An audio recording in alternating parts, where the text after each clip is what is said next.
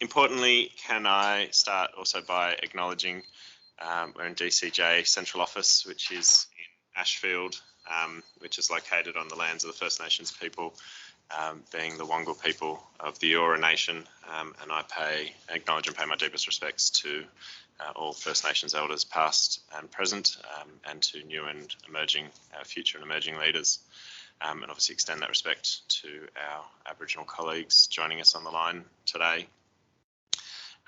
So again, just by way of a small amount of background for anyone who's not signed up for day 3, obviously on Monday we spoke about child development, wellbeing and children with a disability. On Tuesday we had cultural connections and family time. Today the focus is education and youth justice, and tomorrow we'll bring it home with casework and support. And so these roundtables have been organised instead of last year's annual advisory group.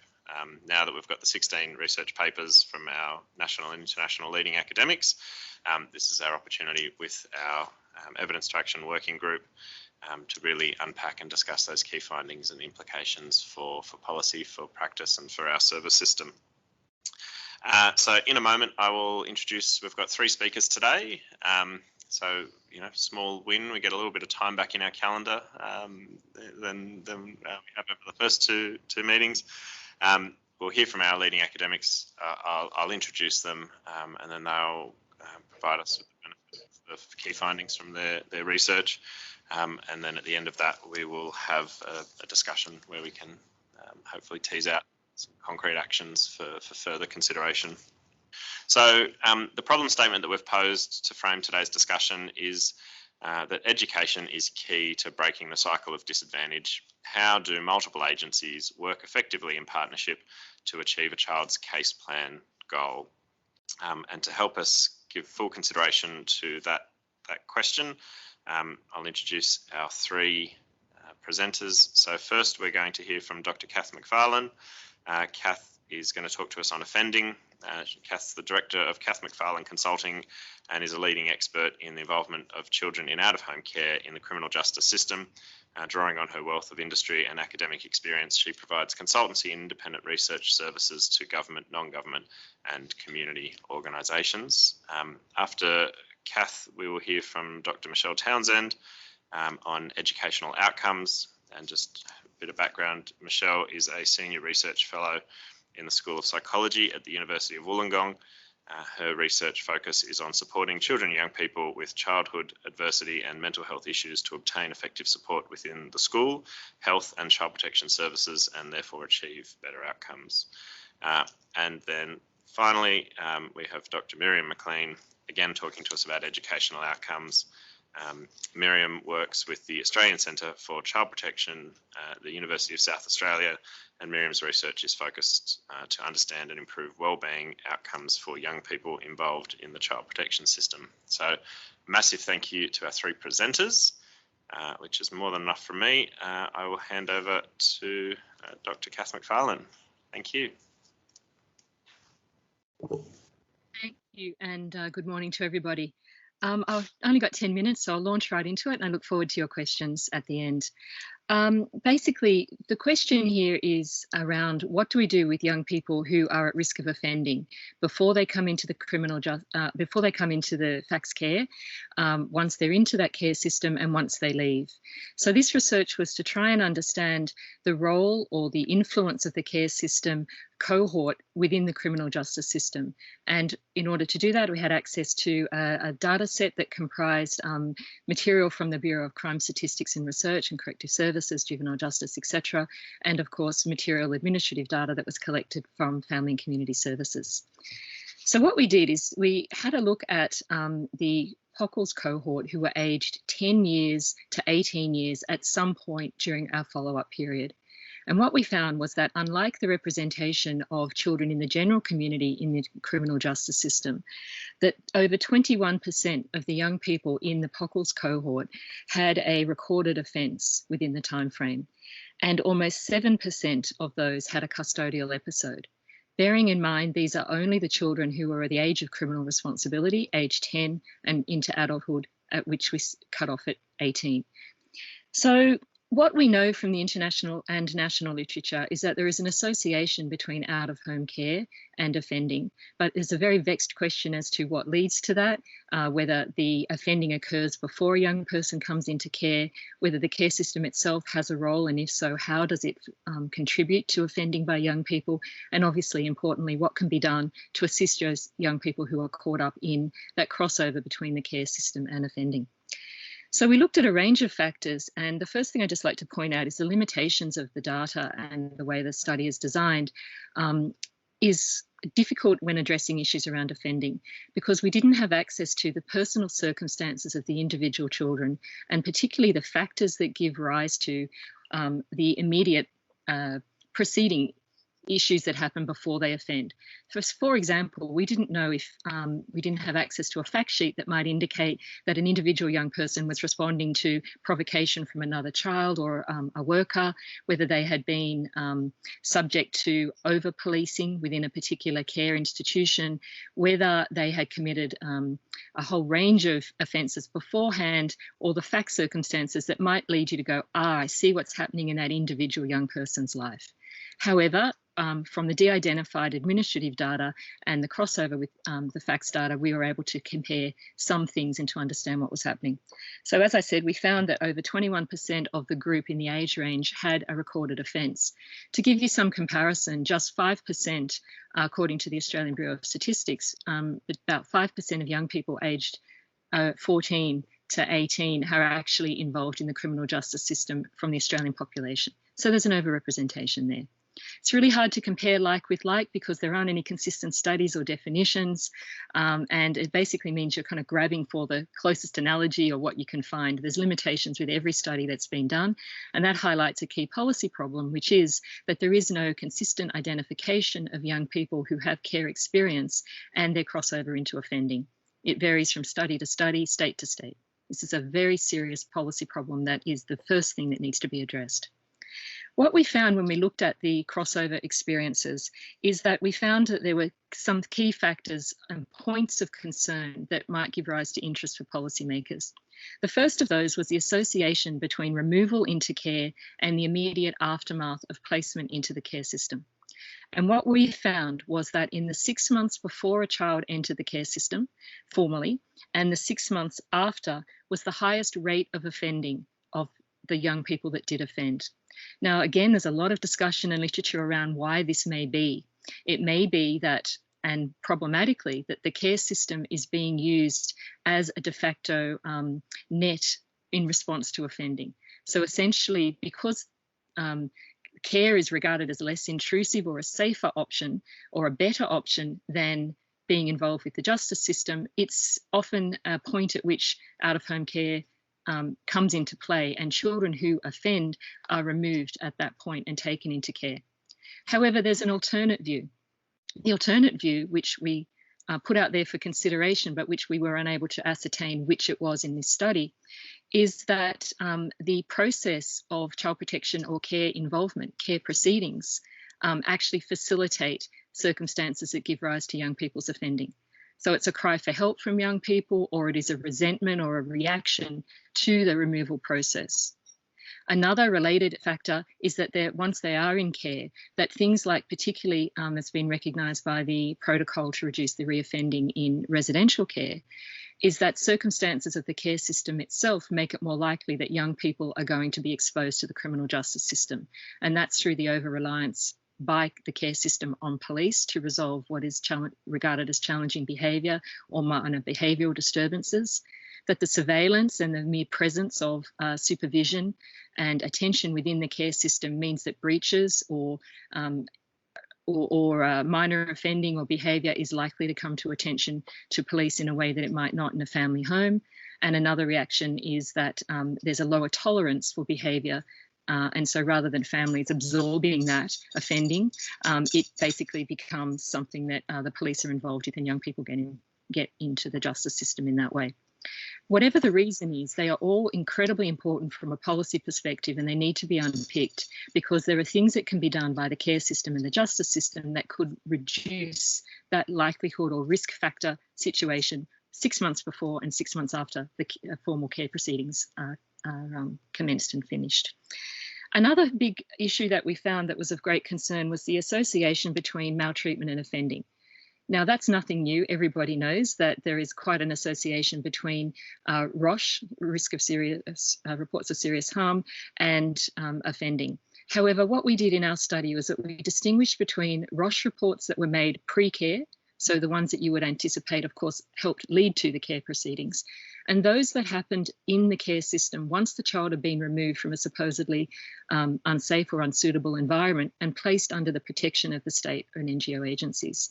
And what we found was that this specificity was really needed and is something that should be looked at from a policy perspective, because we found that maltreatment in care was actually associated with higher offending rates than maltreatment before care.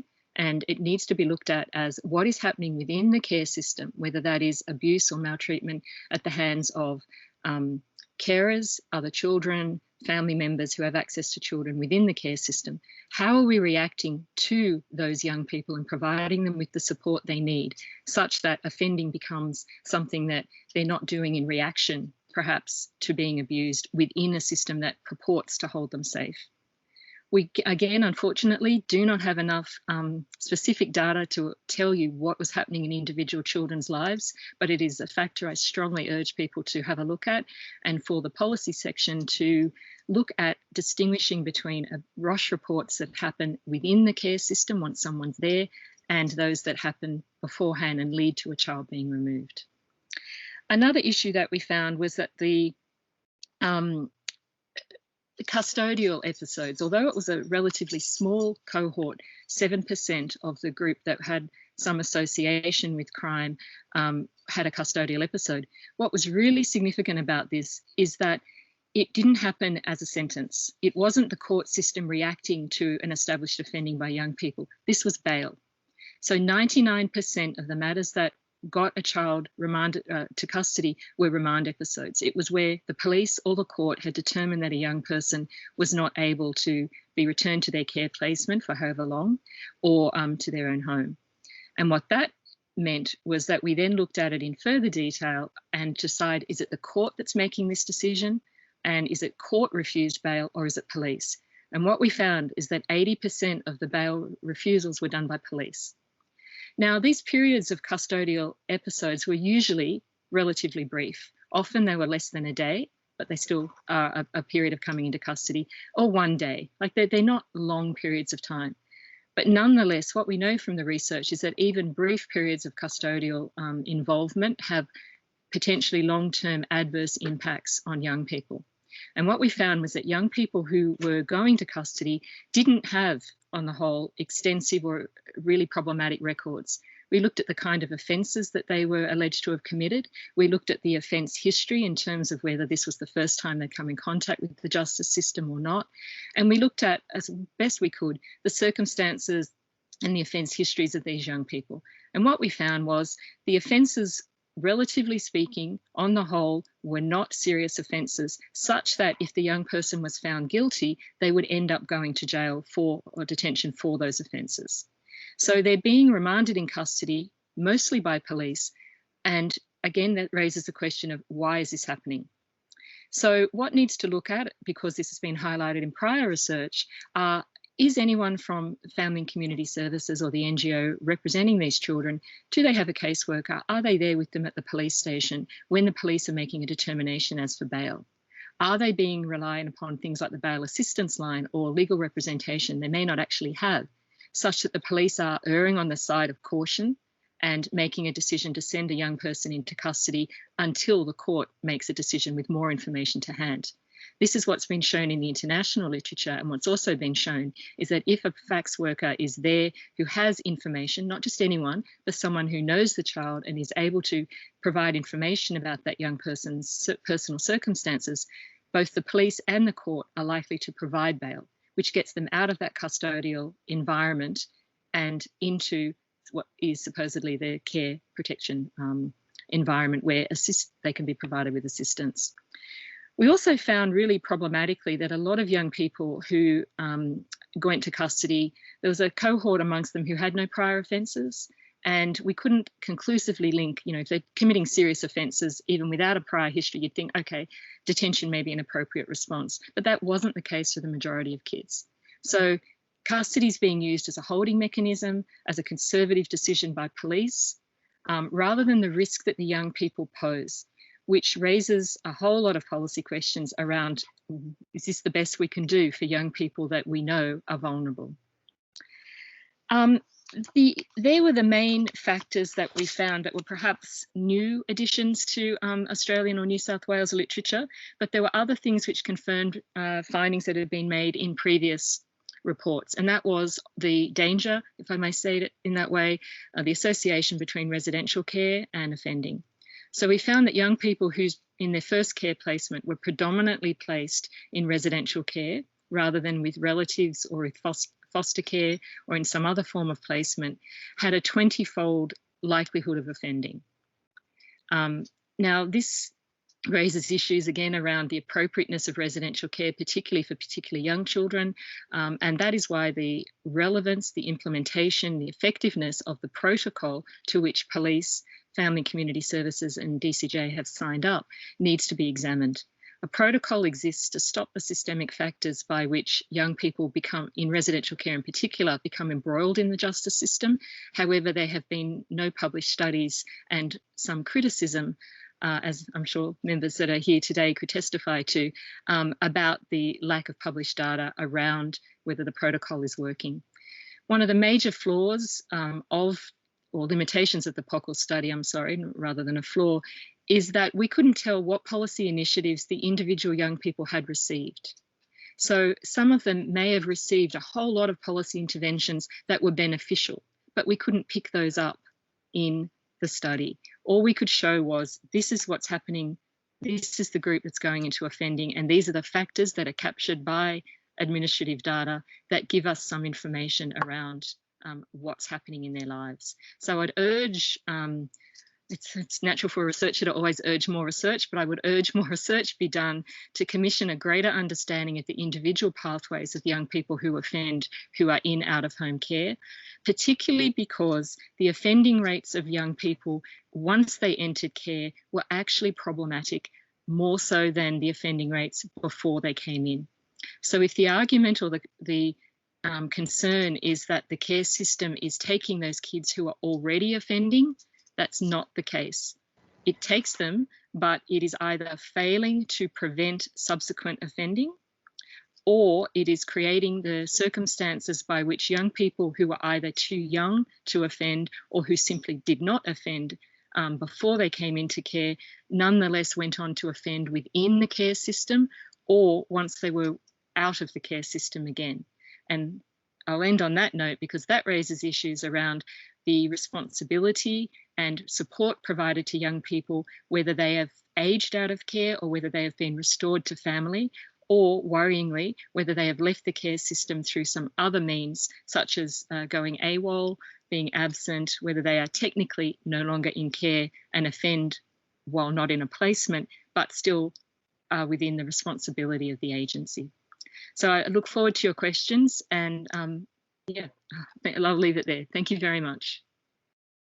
Thank you very much, Kath. I think I'm still going to chew over that last finding for a little while longer. So thanks. We've got a bit of time before we jump to questions. Can I now please invite Dr. Michelle Townsend to talk to us on educational outcomes? Hi everyone. Firstly, I'd like to start by acknowledging the traditional lands on which each of us meet and pay my respects to Aboriginal elders past, present and emerging, and extend my respects to any Aboriginal people in the audience today. So I'm just going to touch on some of the key findings through the Pathways of Care longitudinal study, but I will make mention that I've previously done research around this area as part of my PhD that did do interviews with children as they transition to high school, with carers, with teachers and with caseworkers. So I will draw on some of that as well. But within the Pathways of Care longitudinal study, we had the opportunity to examine children at the start of their schooling and what was happening as they were entering the school system in kindergarten through the Australian Early Development Census. And this is a standardised assessment that is given by kindergarten teachers. And what it showed was that children in the POCLS longitudinal study were 3 times more likely to have at least 2 developmental vulnerabilities when compared with all Australian children. Boys were slightly higher at about 35%, which is in line with the Australian evidence, which young boys do tend to come in with a little bit more developmental vulnerabilities early at the start of school. And about a quarter of all girls came in with 2 or more developmental vulnerabilities. At this point, at kindergarten, there's no differences in terms of developmental vulnerabilities between Aboriginal and non-Aboriginal children that are in this study.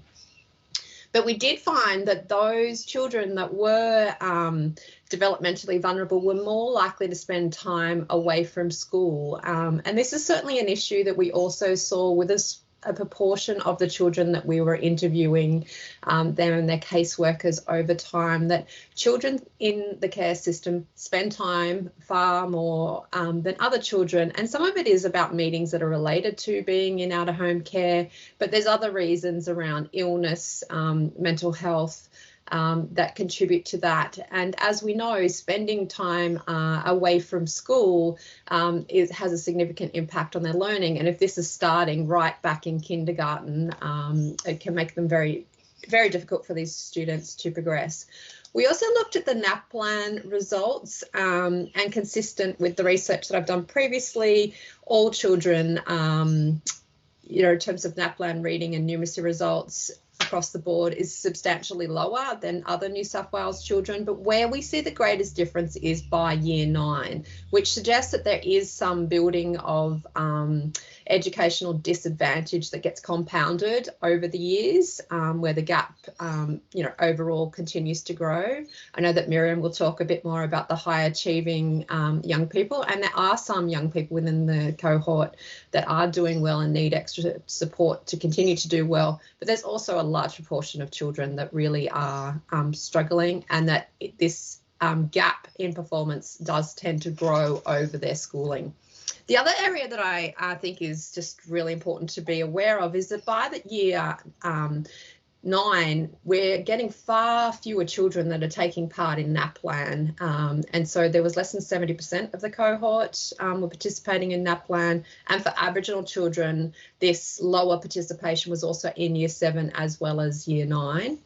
And we found that for children that had more developmental vulnerabilities at the start of school, they were more likely to have lower NAPLAN scores in numeracy and literacy over time.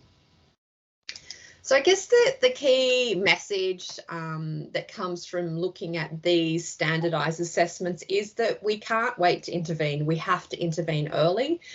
We have these tools, and whether it's, like the AEDC, the Australian Early Development Census, isn't offered every year, but we do have Best Start, which is a kindergarten assessment that all children will participate in. So there is points in their schooling where we can actually have a look at their how they're going in comparison with their peers, that we can start to plan from the start of schooling to go, okay, there are some issues that may be emerging here, and we know that's likely, and how can we respond to those?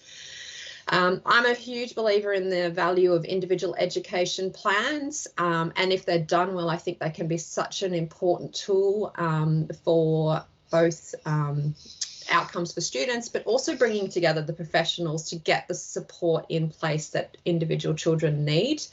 I do know that the Pathways of Care longitudinal study suggests that not all children have an individual education plan. Certainly only about a third of carers were aware that there was a plan in place. And even with the caseworkers, it was only just over 50%. It certainly wasn't close to 100% that this is in place. And I would argue that not only do we just have to think about having one in place, this needs to be a living document that gets reviewed regularly. And there is some key points, particularly around NAPLAN, particularly around the kindergarten assessments, on change of school and placement, because we know these are all important points that have an effect on children's education. And I'd also argue that for children that are even just either meeting their NAPLAN standards or certainly achieving below those, this is a point where we need to be assessing them in terms of an educational assessment, to be looking at the potential of learning disorders, so that we can put that really targeted support in place, and we need to do that early. The other key message that comes through the research that we did is the importance of student wellbeing. Educational outcomes and student wellbeing go hand in hand, and we know that internationally the research is very strong on that. Higher levels of student wellbeing is more likely that students are going to complete their education, obtain the qualifications at the end of year 12, and go on to have you know, a more pro-social and better outcomes later in life. So it's really important that we just acknowledge that part of the disadvantage that children can experience from education is associated with their wellbeing. We know the children come into care system having experienced childhood maltreatment and trauma, and if we can have a focus on that, which I assume you have in the groups earlier in the week, but if we can really address that and put in the support that these children need, that will flow on to their education, whether it's behaviour in the classroom, their engagement with their peers, you know, engagement in either being bullied or bullying, all those sorts of things, you know, really stems from wellbeing. And so the more focus I think that we can put on wellbeing, we will see the benefits through to their education as well. We did find in our cohort that the risk of significant harm reports did have a direct relationship with NAPLAN scores. So those children that did have increased reports before they came into school were more likely to have lower literacy and numeracy NAPLAN scores. And they're also more likely to be scoring higher on the child behaviour checklist around internalising, externalising behaviours, overall problem behaviours. And they were reported to have increased negative reactivity, which you can see that all of this will also play out within the classroom as well as in the placement. So the other point that I just think that it's worth us thinking about, like for a policy and practice approach, is that we know that homework and doing assessments becomes more and more important throughout the schooling, and certainly by the time they're in year 11 and 12, the individual assessments is critical. Having those done is critical to them actually obtaining their HSC. And our POCLS cohort shows about a quarter of them either rarely or never or occasionally completed their homework and assessments on time. So there's a real need for that level of support there. And we know that many of our carers don't have that educational background and haven't continued on to year 12. So we have to think about tutoring as a really important initiative to get kids through year 11 and 12. You know, having that access to someone that can help them with those assessments is really critical. We also know that about like of the children that have come into the Pathways of Care longitudinal study, so they're, at the time when I was doing this analysis, they're about 6 years into that time in out-of-home care. That experienced about 3.7 schools. So there's been a lot of changes, and that's where I think that really is shown, is not only in their relationships with their teachers and with their peers, but it's the school not knowing them that well. And not having those significant relationships with schools and with someone that, whether it's the deputy or the year advisor, that can be watching over and supporting and getting the things that is needed for the child is really important. And that's why I think that caseworkers really play that important role and have to be involved in children's schooling, because they don't have those consistent relationships sometimes with carers, and they don't have them within the schools either. And I just would like to say, to finish up, is one of the things we don't have a lot of evidence here in East Australia is really about what works for intervening in children's education. But there's three things that there is an evidence base for. The first one is that internationally we know that early childhood education, and certainly for children that are prior to coming to school, high quality preschool education is really important. And does, prepare them far more for school than in the absence of that. So that's one thing that I think we really should prioritise. The second is the tutoring, and not just in year 11 and 12. I think if we have children that are placed with carers that are not confident in terms of education, that we really need to make the most of being able to tap into. There is great tutoring out there that we can really support these children to be able to catch up and extend themselves. And thirdly, we do need to make more use of educational assessment for these children and be able to pick up where there are issues very early and work out a plan about how to respond to them.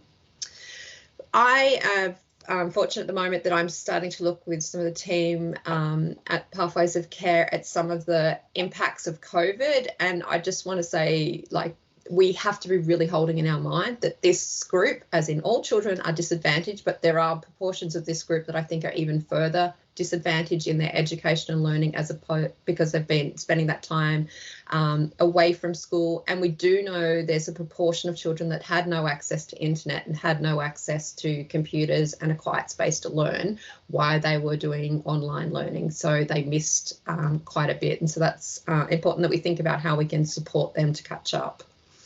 And my sort of questions that I would really like to be answered a bit more from research is just about the number of children that have had experience in terms of the out-of-home care system and even the Pathways cohort that complete their schooling and obtain their HSC and take further pathways to education. Because when I did my PhD, which is 13 years ago now, it was about 25% of the group that was in our study. But out of that group, not all of them finished with a HSC qualification. Some of them didn't complete enough of their individual assessments so that they just received, the qualification that they'd finished school, a certificate, but not the actual qualification. And there was a large proportion, obviously, that had left school from year 10 onwards. And so we still know very little about that group. And finally, I think we need to try new initiatives that look at how we can support children with their education and their well-being.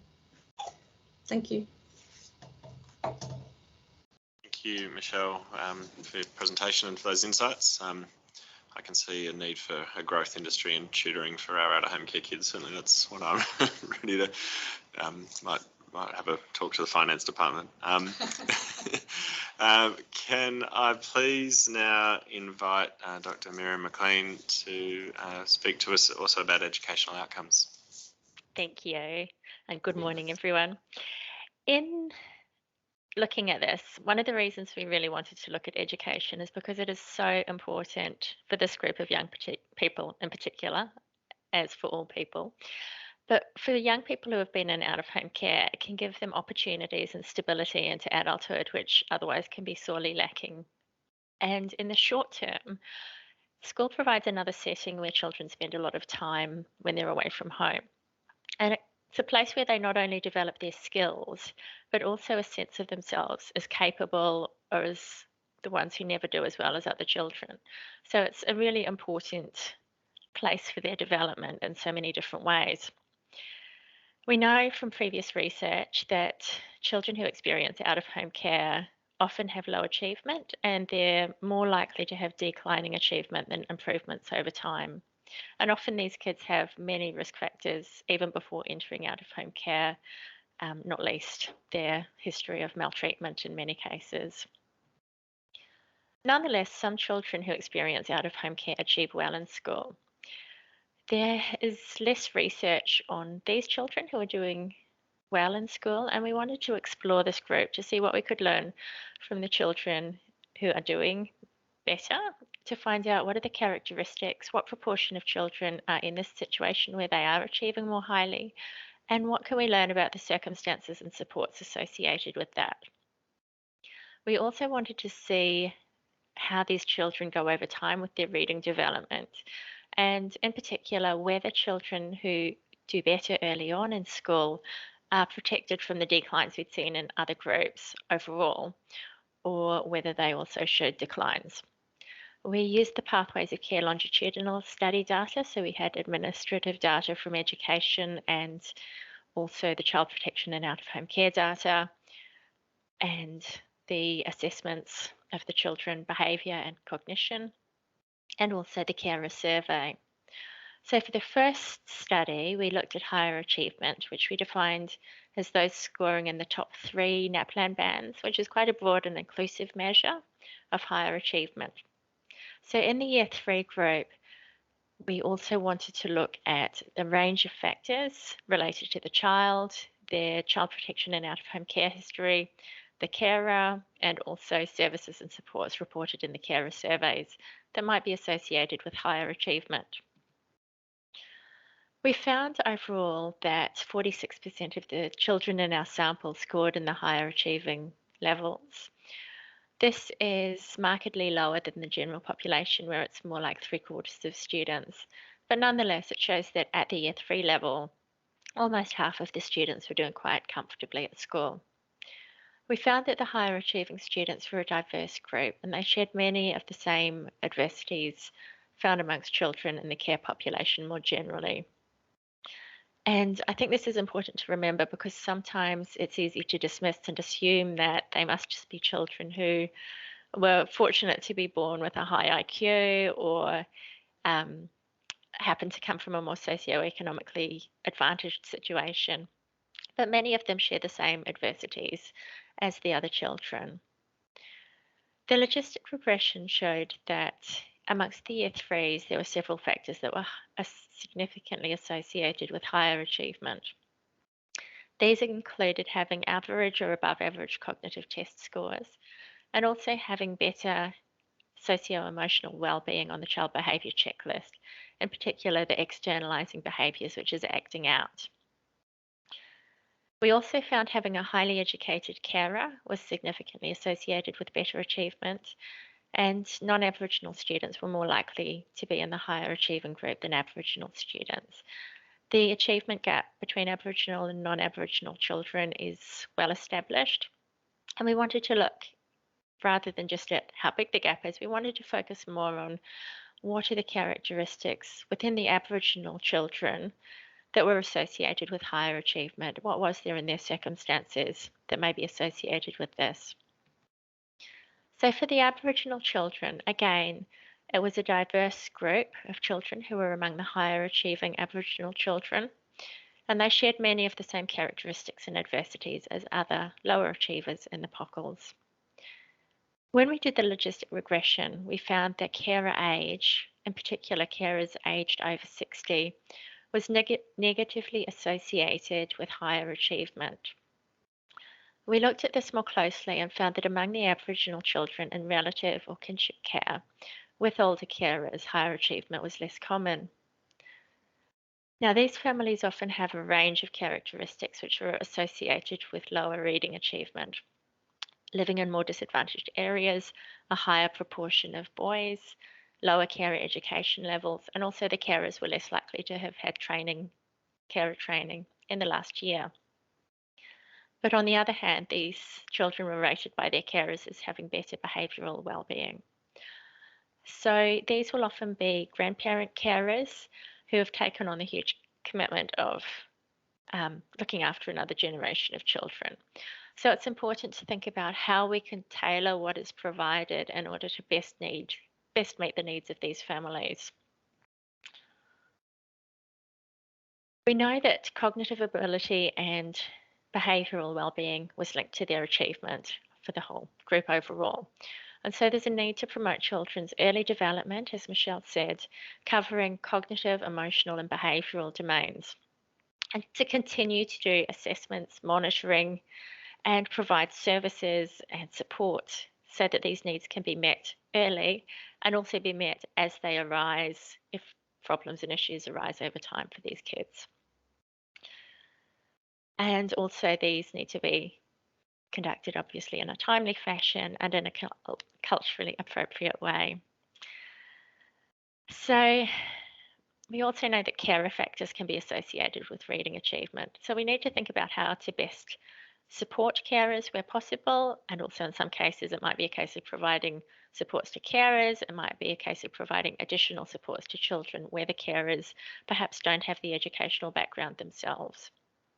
So some researchers have proposed recruiting highly educated carers, and others have developed programs to help develop the skills and confidence in carers who don't have that higher educational background themselves and might be intimidated or uncomfortable with the school setting. In the second part of our study, we looked at children's trajectories as they moved from year 3 to year 7 of their schooling. And we used latent class growth modelling, which identifies groups of children who are following similar trajectories of reading achievement over time. So we found that amongst the non-Aboriginal students, there were 3 trajectories identified in the modelling. So one of these was the higher achieving trajectory, which 12% of the students were categorised into. This was characterised by above average levels of reading achievement in year 3. So they were actually a couple of years ahead of their typical average student at the year 3 level, and they maintained higher achievement because they had typical levels of reading development over time. There was also a lower and a middle trajectory found for the non-Aboriginal students, and in both cases these had lower achievement and slower growth over time. When we looked at the Aboriginal students, the analysis showed a high trajectory, and this included 15% of the Aboriginal students. And this was characterised by high achievement in year 3, but it had slower growth over time. So by year 7, they were only performing a little above average. And if the trajectory continues, we'd guess that it may well cross over so that they were soon showing below the average achievement. So it's really important with kids who may be doing well early on to not assume that they're fine and not give the supports. If they're showing declines, even if they haven't hit a threshold such as below minimum standard, to intervene early so that they don't keep declining relative to what they're capable of. For the Aboriginal students, there was also a low trajectory group, and this was characterised by low levels of achievement in year 3 and then particularly slow growth over time, so they were falling further behind their peers. The majority of students who experienced out-of-home care did not keep pace with their peers over time, regardless of their starting levels of achievement. So we recommend there really needs to be a focus on targeting 1 year's reading growth for each year of school. For the high achieving Aboriginal students, there's a clear need for more supports in place if they're to maintain that achievement rather than decline towards an average and potentially below average level of achievement. Overall, we found that around 1 in 8 of the children were in one of the higher trajectory groups. And so it's important not to forget these kids. A lot of the children are struggling and need extra support, but we shouldn't take for granted the children who are doing well and have the potential to go on to higher education.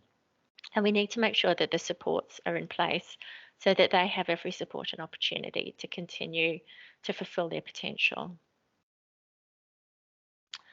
As Michelle said, tutoring is very important. It has a lot of potential for improving student outcomes, as been shown in previous research.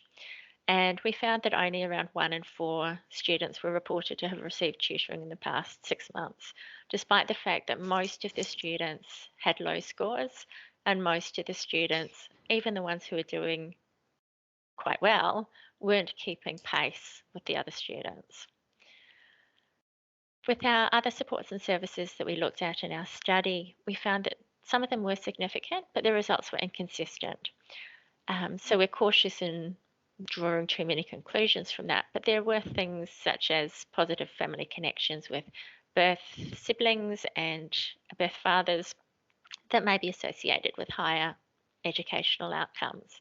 And so again, this just highlights the importance to keep in mind, for everyone involved with the child to keep in mind, the children's relationships, their emotional and behavioural needs, as well as their cognitive and academic development, because we need all those things in place for the children to have every chance to develop to their full potential, despite the early life events they may have experienced.